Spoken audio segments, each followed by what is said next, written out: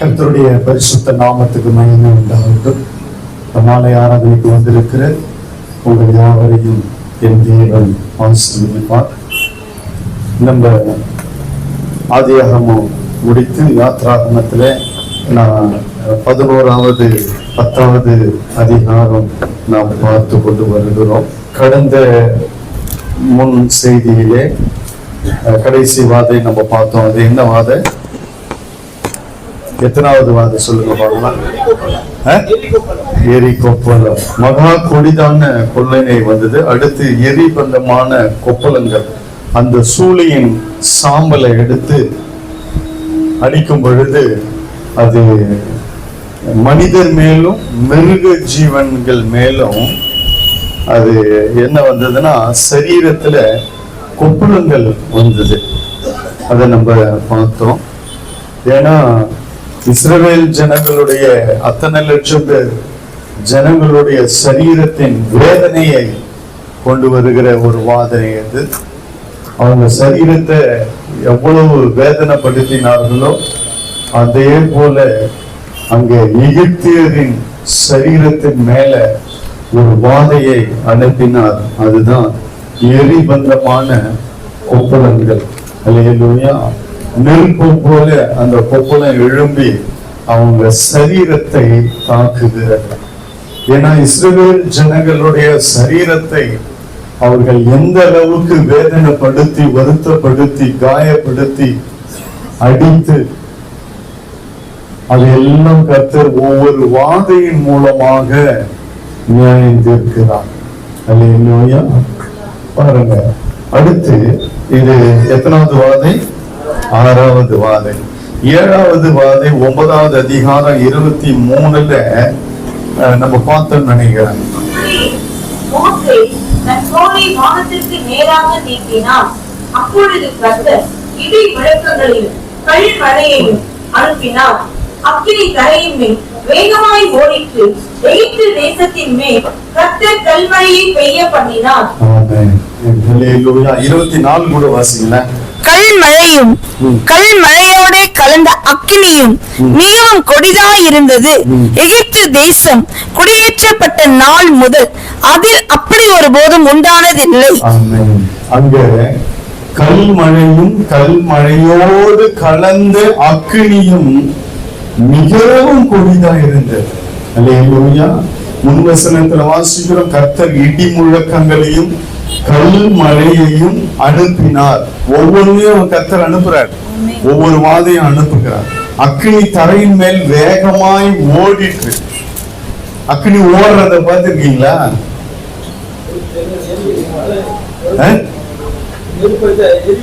அக்கினி ஓடுது. இதெல்லாம் நம்ம பார்த்திருப்போமா? எகிப்துல நடந்தது. அல்லேலூயா. அப்பொழுது கர்த்தர் இடி முழக்கங்களையும் கல்மழையையும் அனுப்பினார். அல்லேலூயா. கர்த்தரால என்ன வேணாலும் செய்ய முடியுன்றதுக்கு புரிஞ்சுக்குங்க. வானத்திலிருந்து என்ன வேணாலும் அனுப்புவாரு. அல்லேலூயா. அவருடைய ஜனங்களுக்காக எதையும் செய்ய இயற்கை அவருடைய கண்ட்ரோல்ல, கட்டுப்பாட்டுல இருக்கு. காற்று, கடல், மழை, மேகம், இப்படி எல்லாமே காத்து அவுத்து விட்டாரு. தம் பண்டக சாலையிலிருந்து காற்றை திறந்து விடுகிறார் என்று சொல்லப்பட்டிருக்கு ஒரு வசனத்துல. வந்ததுன்னா எல்லாத்தையும் அடிச்சுட்டு போயிடும். பாருங்க, இந்த இடத்துல அவர் அனுப்பினார். அது மட்டுமல்ல, அக்கினி தரையின் மேல வேகமா ஓடிற்று. எகிப்து தேசத்தின் மேல் கர்த்தர் கல்மழையை பெய்ய பண்ணினார். அல்லேலூயா. கல்லு போல மழை. அந்த கல் மழைன்னா நம்ம சின்ன சின்ன உருண்டையா இங்க பேஞ்சது பாருங்க. அப்போ கல் மழைனாங்கள அந்த மாதிரி இல்ல. ஒவ்வொன்றும் இவ்வளவு பெருசு. ஆலங்கட்டி மழைன்னுவாங்களா, அதுதானே பெருசு பெருசா உழுமை. அதை விட இது பெரிய சைஸ். இவ்வளவு பெருசு. மண்டை காலி விழுந்ததுன்னா தலைமையில அவ்வளவு பெரிய கல் மழை. இதுல எழுதல, வேத ஆராய்ச்சியாளர்கள் அப்போ அதுல எழுதி வச்சிருக்கிறாங்க. ஒவ்வொன்றும் இவ்வளவு பெருசா.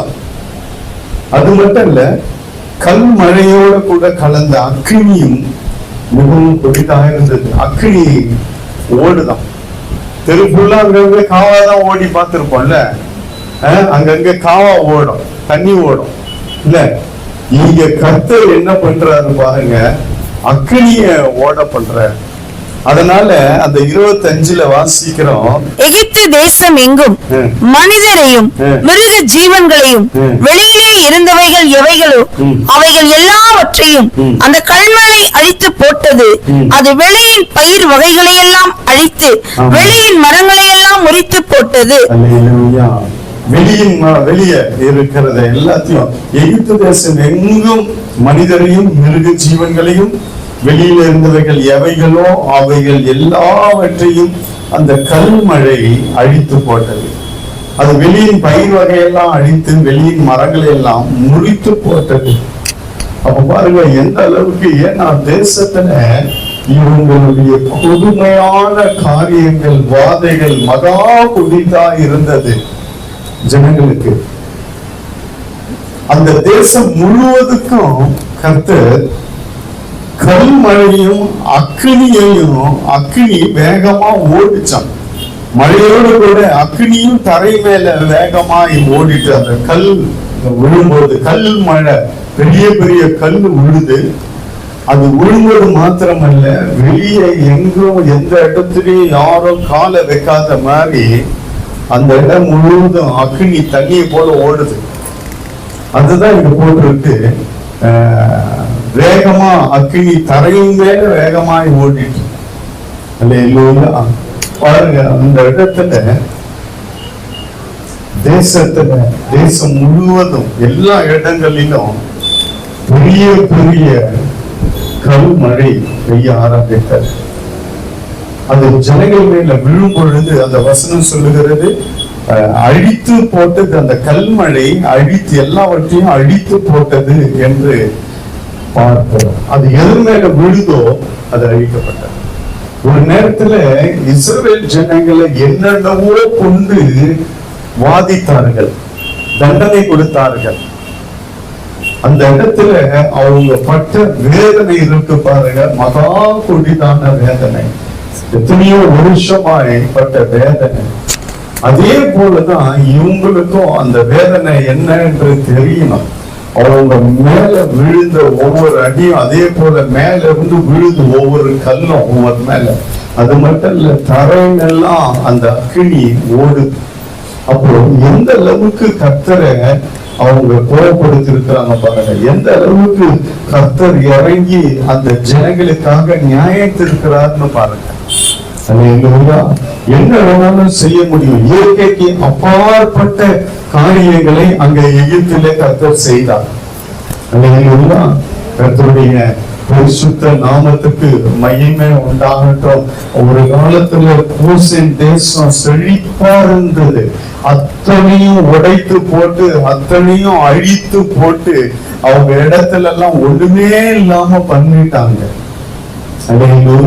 தண்ணி சுற்றி சுற்றி ஓடிக்கொண்டு இருந்தது, செழிப்பா இருந்தது. அப்பொழுது அந்த எல்லாம் அழித்து அவங்களை தனிமைப்படுத்தி விட்டார்கள். எல்லாம் அவங்களுக்கு போற அந்த வாய்க்கால் எல்லாம் தூர்த்து போட்டு விட்டார்கள். அவங்களுக்கு இருந்த ஏரி, ஆறு, குளங்கள் எல்லாம் ஒண்ணும் இல்லாம பண்ணிட்டாங்க. அவங்களுக்கு எதுவுமே இல்லை. அந்த இடத்துலதான் அங்க கர்த்தர் சொல்லுகிறார், அக்கினி தரையின் மேல வேகமா ஓடுச்சு. அவங்க எதை தரை வழியாய் தடுத்து போட்டார்களோ, இஸ்ரவேல் ஜனங்களுக்கு வர வேண்டியதை அதை அப்படியே தலைகீழ மாத்தி அந்த தரையில எல்லாம் இப்போ அக்கினி ஓடுது. அந்த தரை ஃபுல்லா எப்படி அவங்க மேல இடி மாதிரி இறக்குனாங்களோ, பாடு உபத்திரவத்தை வச்சாங்களோ, அதே போல மேல இருந்து பெரிய பெரிய கல் மழை அவங்க மேல விழுந்து அவங்களை அழித்து போட்டாங்க. பாருங்க, அவங்க கல்லு ரெடி பண்றாங்க, கல் செய்யறாங்க. ரெண்டாவது பெரிய பெரிய வெயிட் எல்லாம் தூக்கிட்டு போய் அவங்க தான் அதை வச்சு செய்யணும். ஒருத்தனும் எகிப்துல இருக்கிற ஒரு சின்ன வேலை கூட செய்ய மாட்டான். மொத்தத்தையும் அத்தனை லட்சம் ஜனங்களை வச்சுதான் வேலை வாங்கினான். பாரம் சுமந்தாங்க, கல் சுமந்தாங்க. கல்லு சுமந்து போய் பெரிய பெரிய பண்டக சாலை எல்லாம் கட்டுறாங்க. அந்த கட்டுறதுக்கு கல்லு பெரிய பெரிய பாறாங்கல்ல தூக்குவாங்க. தூக்க முடியாம விழுந்தா திருப்பி அடித்து தூக்கிட்டு போடான்னு சொல்லி அவனை தூக்கிட்டு போய் அவன் மேல பயங்கர சுமைய வச்சு ஒரு 10 கல் சுமக்கலாங்க ஒரு ஆளு. அதுக்கு மேல தூக்கி வைப்பாங்க. நடந்துதான் ஆவணும். சுமந்து போய் அங்க எட்டு போய் அங்க இறக்கிட்டு வாங்குவாங்க. அடிச்சு கொண்டு போவாங்க. அவன் வேதனையோடு சுமந்து காலில் நடந்த அந்த தரையெல்லாம் இப்ப என்னன்னா அக்னி ஓடுது. அந்த கல்லை சுமந்தபடியால அந்த வெயிட்டான பாரத்தை சுமந்து சுமந்து சுமந்து வாழ்நாள் எல்லாம் அவங்க வேதனைப்பட்டபடியால கர்த்தர் மேல வந்து கல்மழை கல் அனுப்பிச்சார். அது மேல வந்து அவங்க மேல பதன்னு விழுது. எதை சுமக்க வைத்து அடித்து அவர்களை வேதனைப்படுத்தினார்களோ அந்த கல்லு அறுக்கணும். கல்லு அதாவது செங்கல் இருப்பாங்க தெரியுங்களா, அந்த மாதிரி ஒரு நாளைக்கு இத்தனை ஆயிரம் இத்தனை லட்சம் இந்த ஜனங்க அறுத்து தீர்க்க வேண்டும். அந்த கல்லு அறுக்கிறதுக்காக அவங்க பட்ட வேதனை இருக்கு பாருங்க. அதுக்கு பின்பு அதை அறுத்த பின்பு அதை சுமந்து கொண்டு போய் அந்த கட்டடம் கட்டுகிற இடத்துல கொண்டு போய் சேர்க்கணும். அதுக்கப்புறம் அதை தூக்கி தூக்கி மேல வச்சு கட்டணும். அவ்வளவு கல்லுனால வந்த பாரம் அவங்களுக்கு. அதே கல்லை கொண்டு கர்த்தர் அவங்க மேல விழுந்து வச்சிருக்கிறார். அடுத்த வசனத்துல வாசிக்கிறோம் 26. இஸ்ரவேல் புத்திரர் இருந்த கோசேன் நாட்டிலே மாத்திரம் கல்மழை இல்லாதிருந்தது. இருக்கிற இடத்துல ஒவ்வொரு வாட்டியும் பாருங்க, எல்லா வாதியும் அங்க எகிப்து முழுவதுக்கும் நடக்கும். ஆனா இவங்க இடத்துல மட்டும் ஒண்ணுமே நடக்காது. எல்லாம் அப்படியே கரெக்டா இருக்கும். இதுதான் தேவ ஜனங்களுக்கும் மற்றவர்களுக்கும் உள்ள வித்தியாசம். ஆனா இது இன்றைக்கும் கர்த்தர் காண்பித்து கொண்டுதான் இருக்கிறார். அங்க பாருங்க, அந்த மாதிரி ஒரு நிலைமையில எது வழியாய் நடத்தப்படுகிறார்களோ அதையே நியாய தீர்ப்பாய் கர்த்தர் எழுதி வைத்தார். அதையே நியாய தீர்ப்பாய் அந்த தேசத்துக்கு கொண்டு வந்தார். இஸ்ரவேல் ஜனங்களை என்னெல்லாம் பண்ணாங்களோ அதையெல்லாம் கர்த்தர் பார்த்து கொண்டே இருந்தார். அல்லேலூயா. இவங்களை சும்மா வெளியே கொண்டு வரல. அல்லேலூயா.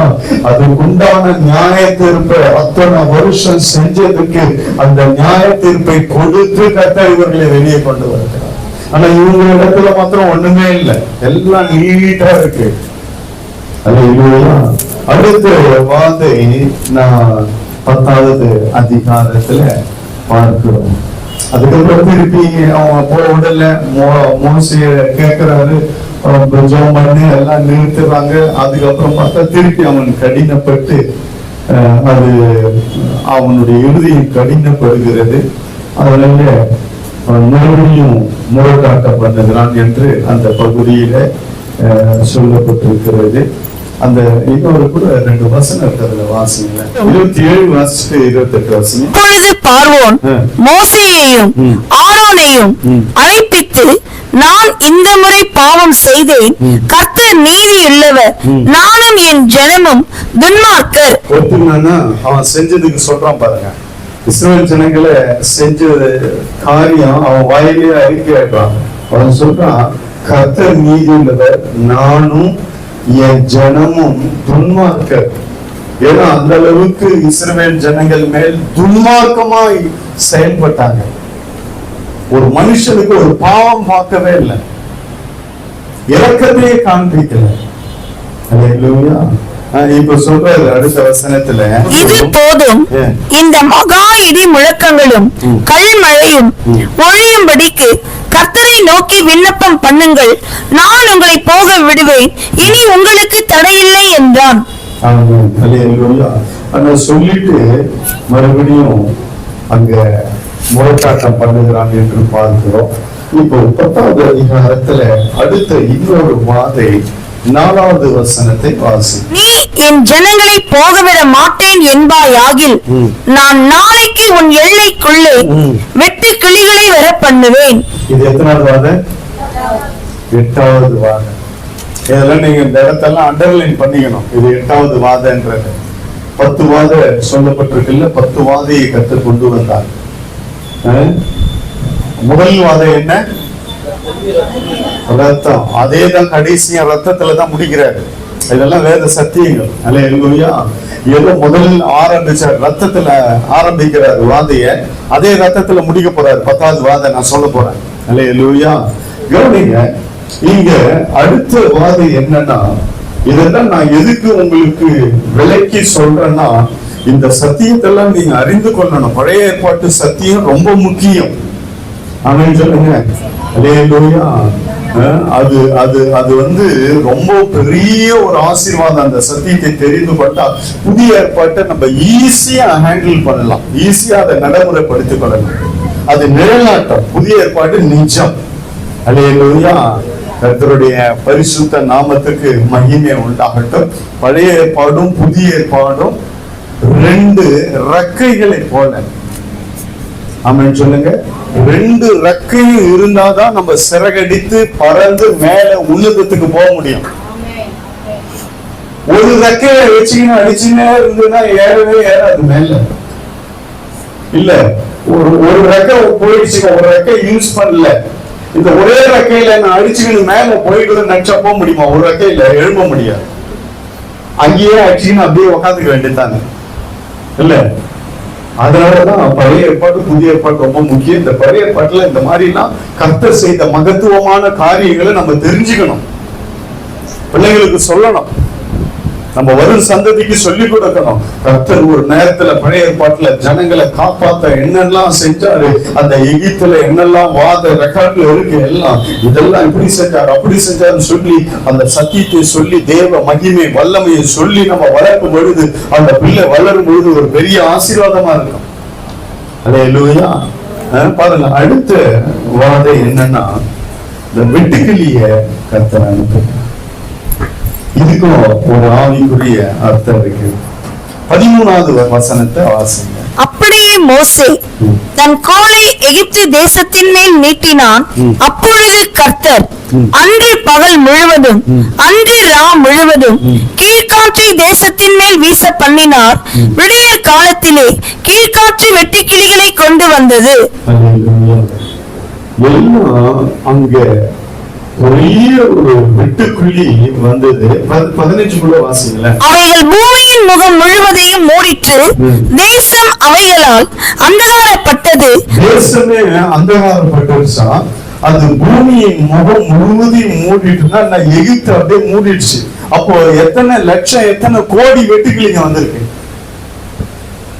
அல்லேலூயா.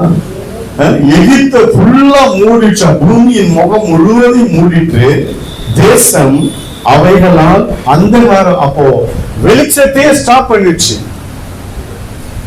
இப்போ ஒரு மரம், சூரியன் அடிக்குது, ஒரு மரம் இருந்தா அந்த இடத்துல நிழல் இருக்கும், அந்த வெளிச்சம் உள்ள வராது, மூடிக்கும்.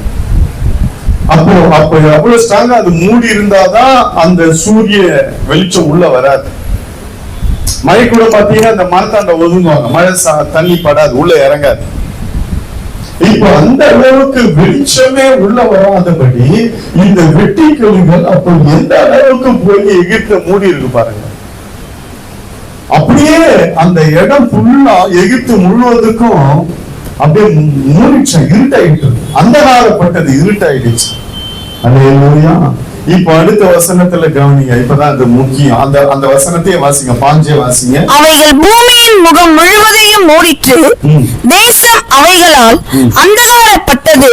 கல் மழைக்கு தப்பி இருந்த நிலத்தின் பயிர் வகைகள் யாவையும் மரங்களின் கனிகள் யாவையும் அவைகள் பட்சித்து போட்டது. எகிப்து தேசம் எங்குமுள்ள மரங்களிலும் வயல்வெளியின் பயிர் வகைகளிலும் ஒரு பச்சிலையையும் மீதியாய் இருக்கவில்லை. ஒரு காலத்துல யோசேப்பின் நாட்கள், அதுக்கப்புறம் அந்த நாட்கள்லாம் ஆசீர்வாதமா இருந்தாங்க, நல்ல வசதி வாய்ப்புகளோடு இருந்தாங்க. அதற்கு பின்பு அடிமைப்படுத்தப்பட்ட பின்பு அவங்க இடத்துல எந்த பயிர் வகையான காரியங்கள் வைக்க முடியல. அந்த இடத்துல போகிற எல்லா தண்ணி எல்லாம் ஸ்டாப் பண்ணிட்டாங்க. அவங்க கோசேன் தேசத்துல, அந்த கோசேன் நாட்டுல அவங்க இருந்த இடத்துல எந்த ஒரு தண்ணியோ எந்த ஒரு ஆசீர்வாதமோ உள்ள போகாதபடி அந்த நிலத்தையே பாழ் பண்ணிட்டாங்க. அவங்க எதுவுமே பண்ண முடியாது. ரெண்டாவது, அவங்க எல்லாரும் வேலைக்கு வந்துடணும். வேலைக்கு வந்துட்டு மாடு மாதிரி உழைப்பாங்க. போகும் பொழுது அவங்களுக்கு கொஞ்சம் வைக்கோல் கொடுக்கப்படும், தீவனம் கொடுக்கப்படும். எதையுமே ஆண்டு அனுபவிக்கல, எல்லாத்தையும் அவங்க பறித்து கொண்டு, அங்க சொல்லப்பட்டிருக்கிறது பயிர் வகைகள், மரங்களின் கனிகள், இப்படி வயல்வெளியின் பயிர் வகைகள் ஒரு பச்சனையும் மீந்திருக்கவில்லை. ஒன்னையும் எகிப்தியருக்கு கண்ணிலேயே காட்டல.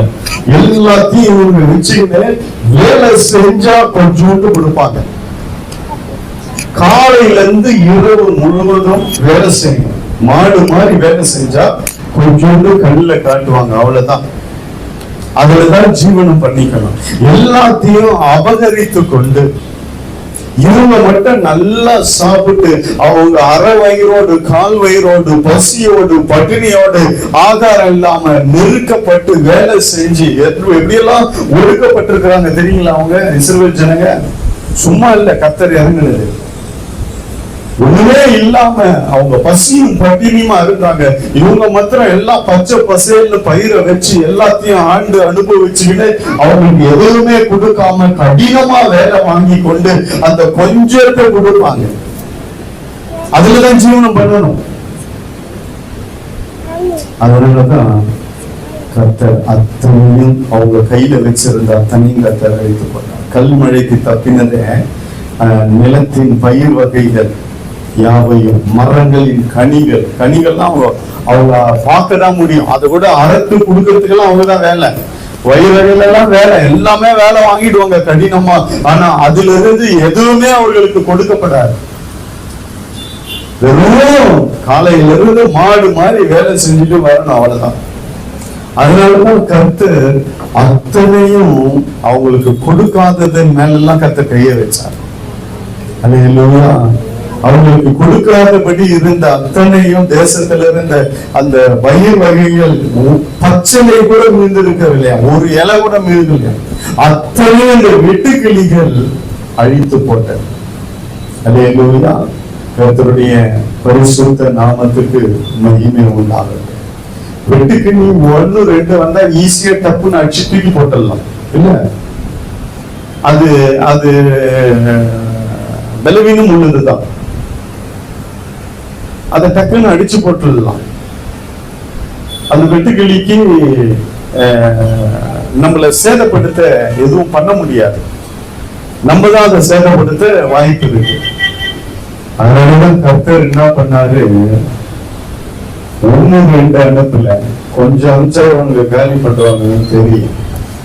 பூமியிலேயே 3 அளவுக்கு கர்த்தர் அனுப்பிச்சிட்டாரு. ஒன்னும் பண்ண முடியாது. அது மலன்னு வந்துட்டே இருக்கு. அப்படியே பூமியை மூடிடுச்சு, ஃபுல்லா மூடிடுச்சு. அந்த எகிப்தே இருட்டாகி போயிடுச்சு.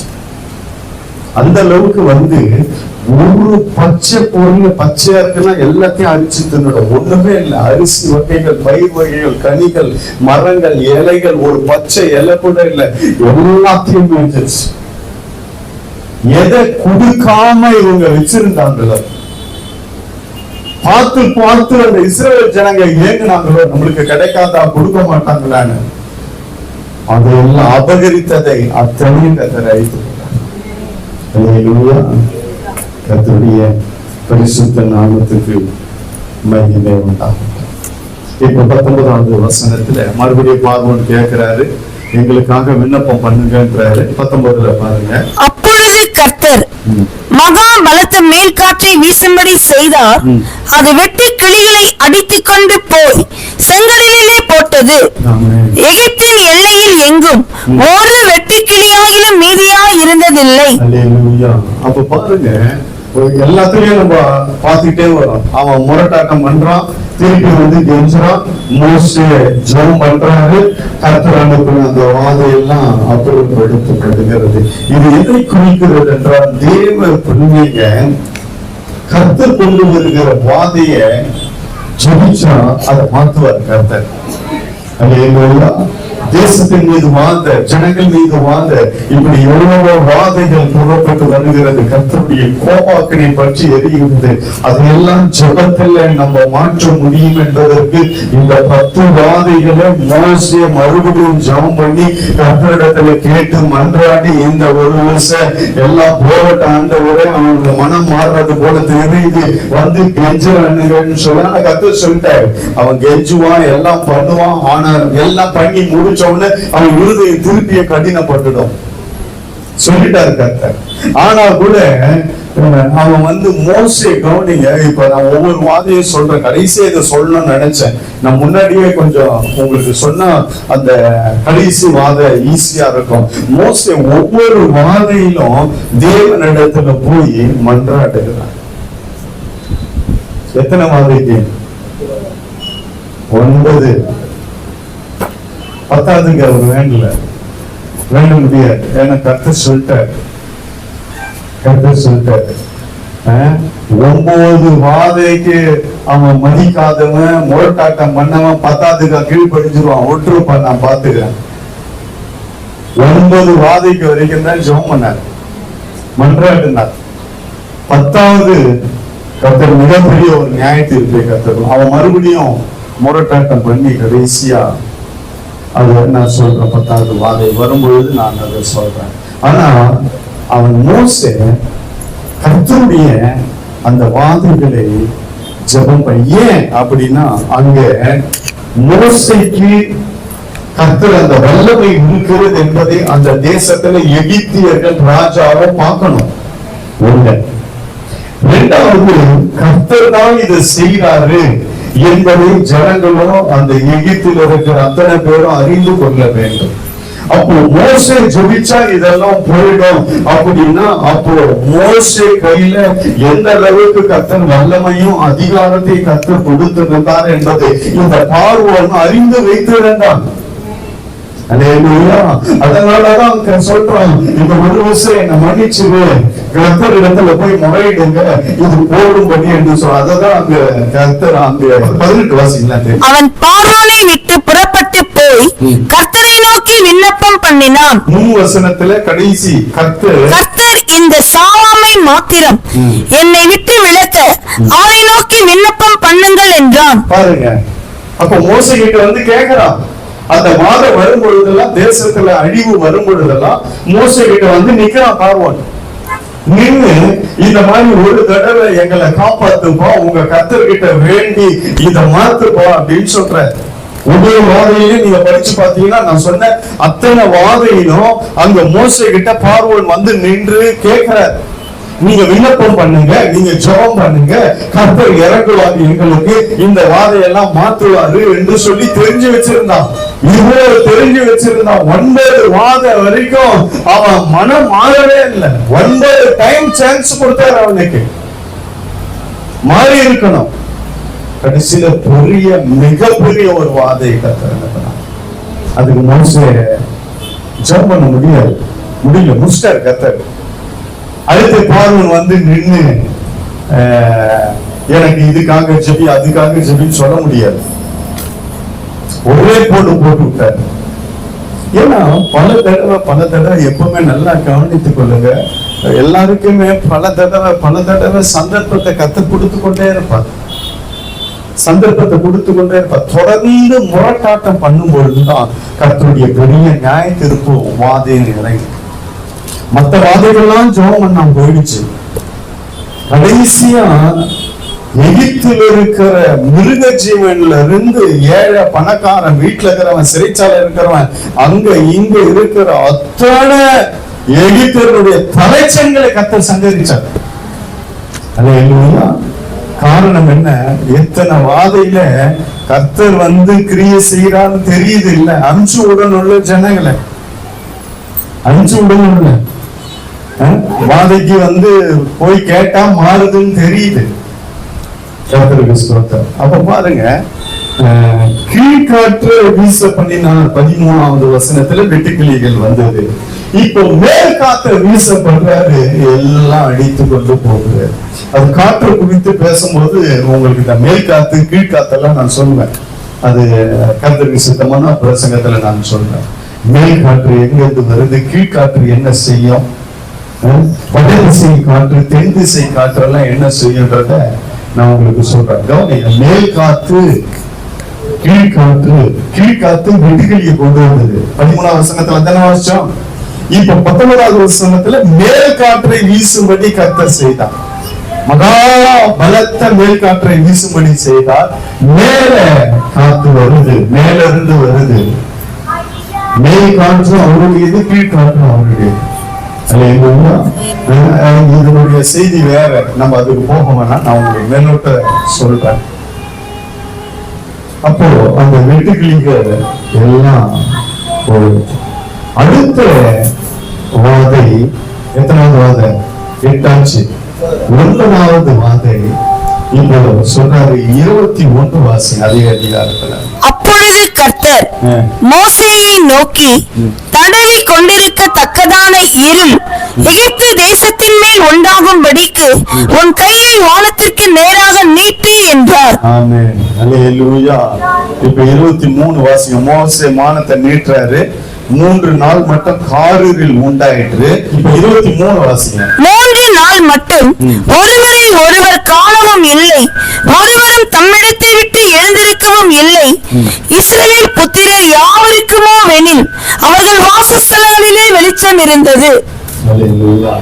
இஸ்ரவேல் புத்திரர் அங்க என்ன இருந்தது?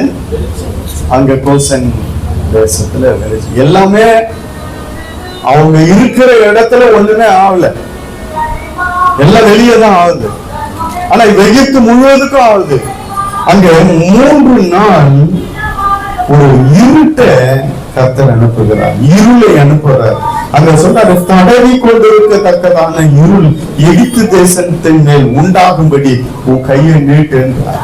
அப்ப அடுத்த வாதை என்னன்னா இருள் வாதை. அது எத்தனை நாள் இருந்தது? 3 நாள் இருந்தது. 3 நாள் இருக்கு. இது எத்தனாவது வாதை? 9வது வாதை. அடுத்து 10வது வாதம் தான் ஃபைனல், அவ்வளவுதான் முடிய போகுது. இந்த 9வது வாதத்துல 3 நாள் வச்சிருக்கிறார். மற்றெல்லாம் வேற போது போயிடுது. இதுல தெளிவா போடப்பட்டிருக்கு 3 நாள் அப்படியே இந்த வாதம் இருந்ததுன்ட்டு. ஒருத்தர் பார்க்க முடியாதபடி, ஒரு பொருளை எடுக்க முடியாதபடி, தடவி தடவி இங்க இருந்து இன்னொரு இடத்துக்கு போகும்படி அங்க முழுவதுமான ஒரு இருள் சூழ்ந்தது. 3 நாள் மட்டும். அந்த 23 பாருங்க. ஒருவரை ஒருவர் காணவும் இல்லை, ஒருவரும் தம்மிடத்தை விட்டு எழுந்திருக்கவும் இல்லை. அல்லேலூயா. பாருங்க, அதுக்கு 21ல சொல்றாரு, அப்பொழுது கர்த்தர் மோசேயை நோக்கி, தடவி கொண்டிருக்கத்தக்கதான இருள். போதும். என்ன பண்ண? தடவி கொண்டிருக்கத்தக்கதான ஒரு இருள் வந்தது. 3 நாள் ஒருத்தரும் தம்மிடத்தை விட்டு எழுந்திருக்கவே இல்லை. அடுத்த அடி எங்க இருக்கிறதுன்னு தெரிஞ்சாதானே அவங்களுக்கு. இஸ்ரவேல் ஜனங்களுடைய வாழ்க்கையை இருட்டாக்கின அவர்களை கர்த்தர் நியாயம். வெளிச்சமே இல்லாத ஒரு வாழ்க்கை, அடுத்து நம்ம என்ன செய்ய போறோன்றது தெரியாத ஒரு வாழ்க்கை. அடுத்த அடி அவங்களால எடுத்து வைக்க முடியல. ஒவ்வொரு நாளும் இதே அவங்களுக்கு ஒரு போராட்டமான வாழ்க்கையா இருந்தது. அவங்களுடைய ஜீவன் கசந்து போனது. ஒரு இருளில இருக்கக்கூடிய சூழ்நிலை அவங்க வாழ்க்கை. அந்தகாரம் மூடி இருந்த வாழ்க்கை. இருளின் அதிகாரத்தை இவங்க அவங்க வாழ்க்கையில கொண்டு வந்துட்டாங்க. இருளின் அதிகாரத்தை செயல்படுத்தினாங்க. அவங்க வாழ்க்கை முழுவதையும் இருளாக்கி போட்டு விட்டாங்க. எதிர்காலத்தின் பிரகாசமே இல்லை அவங்களுக்கு. அந்த எதிர்காலத்தை குறித்து அவங்களுக்கு ஒண்ணுமே தெரியல. பல வருஷங்கள், 100 வருஷங்கள், 100 வருஷம் அப்படியே கடந்து கொண்டே போகுது. 1 வருஷம், 2 வருஷம், அப்படியே 430 வருஷம் போயிடுச்சு. அவங்க வாழ்க்கை அப்படியே இருளாவே மாற்றி போட்டு விட்டாங்க. அவங்க எதிர்கால பிரகாசம் என்பதே இல்லை. அவங்க வாழ்க்கை ஆதாரத்தை இருளாக்கி போட்டபடியாக எதிர்காலத்தை இருளாக்கி போட்டபடியால, பிள்ளைகளுடைய லைஃப் எல்லாம் இருளாக்கி போட்டபடியால, சின்ன பிள்ளைகள் வந்து வேலைக்கு போயிடணும். சின்ன சின்ன பிள்ளைல வளரும் பொழுது குழந்தைய மட்டும் தான் விட்டு வைப்பாங்க. அதுக்கப்புறம் கொஞ்சம் நடக்க ஆரம்பிச்சா அது மேல ஏதாவது ஒரு வெயிட்ட சுமத்தி அனுப்பிச்சுப்பாங்க. இப்படி பிள்ளைகளுடைய எதிர்காலத்தின் இருள், வாழ்க்கையின் இருள், அவர்களை ஒரு இருள் மூடிக்கொண்டிருந்தது. 430 வருஷம் மூடிக்கொண்டிருந்த இருள் அங்க ஒரு வருத்தமே எழுந்திருக்கவில்லை. கடினமான வேலை வாங்கினாங்க. இப்போ எவனும் எழுந்திருக்க முடியாத நிலைமை. அவங்க இடம் ஃபுல்லா இருள். ஆனா ஹோசேன்ல மாத்திரம் அந்த வசனத்தை வாசிக்கிறோம். இஸ்ரவேல் புத்திரர் யாவருக்குமோ எனில் அவர்கள் வாசஸ்தலங்களிலே வெளிச்சம் இருந்தது. அல்லேலூயா. வெளிச்சம் வந்துடுச்சு. இப்போ அல்லேலூயா, வெளிச்சம் வந்து விட்டது. அடுத்த வாரையில புறப்பட போகிறார்கள். அல்லேலூயா. அவங்க வாசல் முழுவதும் இப்பொழுது பிரகாசம். அல்லேலூயா. கர்த்தர் ஒரு வெளிச்சத்தை அவங்க இருக்கிற இடத்துல கர்த்தர் அனுப்பிவிட்டார். ஆனா எதிராளிக்கோ வாழ்க்கையை இருட்டாக்கின, எதிர்காலத்தை குறித்து இருளை ஏற்படுத்தின அத்தனை பேருக்குள்ள வாழ்க்கையும் இருண்டு போய்விட்டது. ஒருத்தனும் எழுந்திருக்க முடியல. தடவி கொண்டிருக்கத்தக்கதாக தடவி பார்த்து, இது என்ன பார்த்து தடவி பார்த்து, இது ஒரு பேட்டரி, இது தடவி பார்த்து சாவி பார்த்தோன்னே சொல்ல முடியாது. தடவி பார்த்துதான் தெரியும் என்ன பொருள்னு. தடவி கொண்டிருக்கத்தக்கதாக அந்த வசனம் சொல்லுது. தடவி கொண்டிருக்கத்தக்கதான இருள். அது மட்டும் இல்ல, அடுத்த 3வது 23 சொல்லுது, 3 நாள் மட்டும் ஒருவரை ஒருவர் காணவே இல்லை, பார்க்கவே இல்லையா. 3 நாள் நியாயம் தீர்த்தார். அல்லேலூயா. கர்த்தருடைய பரிசுத்த நாமத்துக்கு மகிமை உண்டாகும். அப்பதான் அங்க சொல்றாரு, பார்வோன் மோசேயை அழைத்து கர்த்தருக்கு ஆராதனை செய்யுங்க, ஆடுகளும் மாடுகளும் மாத்திரம் இங்க இருக்கட்டும், உங்க குழந்தைகளும் நீங்களும் போகலாம். ஃபர்ஸ்ட் ஒவ்வொன்னா சொல்றாரு. மனைவிகள் எல்லாம் விட்டு போங்க, அப்புறம் மனைவிகள் இருக்கும்போது பிள்ளைகளை விட்டு போங்க, இப்ப எல்லாரும் இருக்கும்போது உங்க மிருகஜீவன் எல்லாம் இங்கே இருக்கட்டும். ஏன் இஸ்ரவேல் ஜனங்களுடைய மிருக ஜீவன்கள் எல்லாம் அங்க அவர் கேட்கிறார் என்றால், அவங்க மிருக ஜீவன்களை எல்லாம் கர்த்தர் அழித்து போட காரணம் என்ன? இவங்க மிருக ஜீவன்களுக்கு ஒன்றுமே ஆகாரம் கிடையாது. ஒண்ணுனா மடிய ஆரம்பிக்கும், அது கொழுத்து போயிருக்கு, அதனால எல்லாத்தையும் அடிச்சாரு. இங்க கடைசியா இந்த 9வது வாதையில மோசே சொல்றாரு, இல்ல ஒரு குழம்பும் பின் வைக்கப்படுவதில்லை. அல்லேலூயா. நாங்க ஆராதனைக்கு 26 வாசிங்க. எங்கள் மிருக ஜீவன்களும் எங்களோட கூட வர வேண்டும், ஒரு குழம்பும் பின் வைக்கப்படுவதில்லை. எங்கள் தேவனாகிய கர்த்தருக்கு ஆராதனை செய்கிறதற்கு அவைகளில் இருந்து எடுக்க வேண்டும். இன்னென்னதை கொண்டு கர்த்தருக்கு ஆராதனை செய்வோம் என்பது நாங்கள் அங்கே போய் சேரும் அளவும் எங்களுக்கு தெரியாது என்றான். ஒரு குழம்பும் இந்த எகிப்துல ஒண்ணு நாங்க விட்டு வைக்க மாட்டோம். மோசனுடைய ஸ்டஃப்னஸ் பாருங்க, ஒண்ணு கூட நாங்க எங்க எகிப்துல அப்படி இருக்கணும். நம்ம குடும்பத்துல எல்லாரும் பரலோகம் போனோம், ஒருத்தரும் விட்டுறக்கூடாது. அல்லேலூயா. ஒரு குழம்பும் பின் வைக்க கூடாது. இது ஒரு பெரிய ரட்சிப்பின் வார்த்தை. அல்லேலூயா. ஒன்றையும் நாங்க எகிப்துல விட மாட்டோம், மொத்தமா அப்படியே போவோம். அல்லேலூயா. கர்த்தரை ஆராதனை செய்ய, பண்டிகை கொண்டாட நாங்க இங்க ஒன்ன கூட விட்டுட்டு போக மாட்டோம், மொத்தத்தையும் கொண்டு போவோம், எல்லாரும் போவோம். அல்லேலூயா.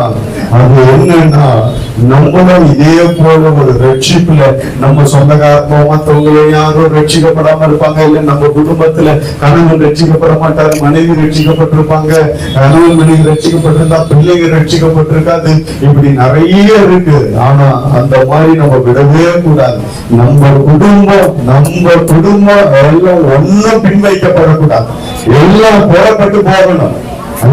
எகிப்தின் அடிமை தன்னத்துல இருள இடத்துல இருக்கக்கூடாது. அல்லேலூயா. பத்தாவது நான் கர்த்தருக்கு சித்தமான சொல்றேன். ஆனா அதுக்கு முன்பாக இந்த 8வது அதிகாரத்தை முடிச்சிருங்க. ஒரு 28 வாசிங்க வசனம். பார்வோன் அவனை நோக்கி, என்னை விட்டு அப்பாலே போ, நீ இனி என் முகத்தை காணாதபடி எச்சரிக்கையாய் இரு, நீ இனி என் முகத்தை காணும் நாளில் சாவாய் என்றான். யார் செத்தது? இவன் சொல்றான், இனி என் முகத்தை பார்த்த சாவ. இனிய இருதயம் கடினப்பட்டு அவன் சொல்லுறான் மோசையை பார்த்து. அடுத்த 29 அவர் சொல்றாரு, அப்பொழுது மோசே, நீ சொன்னது சரி, நீ சொன்னது சரி, இனி நான் உம்முடைய முகத்தை காண்பதில்லை என்றான். கர்த்தருடைய பரிசுத்த நாமத்துக்கு மகிமை உண்டாகட்டும். அதான் கடைசி. அதுக்கப்புறம் மோசையை பார்க்கல பாருங்க. அங்க சொல்றாரு, இனி நீ என் முகத்தை காணும் நாளில் சாவாய் என்றான். அல்லேலூயா. பாருங்க, அங்க சாவை இவன் வாயிலிருந்து கொண்டு வருகிறான் தேசத்துக்கு. சாவாய் யார் பார்த்து சொல்றது? அவன் ஒரு தேவனுடைய மனிதன், கர்த்தர் அனுப்பி தந்த மனிதன். அவனை பார்த்து இனி என் முகத்தை பார்த்த நீ செத்துருவ அப்படின்னா. அப்போ சொல்றார் மோசே, நீர் சொன்னது சரி, என் முகத்தை பார்க்க மாட்டேன். அல்லேலூயா. அதுதான் கடைசி பார்வோனை மோசே பார்த்தது, சொன்னது, ஜெபித்தது, அவனுக்காக அந்த தேசத்துக்காக மன்றாடினது எல்லாம் அதோட கடைசி. அதோட முடிச்சுக்கிட்டு அங்க வர. அல்லேலூயா. அடுத்த அதிகாரத்துலதான் கர்த்தர் மோசேயோடு பேசுகிறார். அடுத்த அதிகாரத்துலதான் நடுராத்திரியில நான் எகிப்தின் மத்தியில புறப்பட்டு போவேன் என்று சொல்லுகிறார். அதனால அடுத்த வாரத்துல கர்த்தருக்கு சித்தமா நான் பார்ப்பேன். எல்லா கண்களை மூடி நான் ஜெபிப்பேன். 9 வாதையை பார்த்தோம். எல்லாம் கர்த்தர் தன்னுடைய ஜனங்களுக்காக செய்த வாதை. 10வது வாதை தான் மிக புதிதான பயங்கரமான ஒரு வாதை. தலைச்சங்களை எல்லாம் மிருக ஜீவன்களை கூட விட அத்தனை தலைச்சங்களையும் முதல் பேரானதை கர்த்தர் சங்கரித்தார். அல்லேலூயா. அப்பொழுதுதான் அவன் அந்த ஜனங்களை அனுப்பினான். அது நம்ம பார்ப்போம்.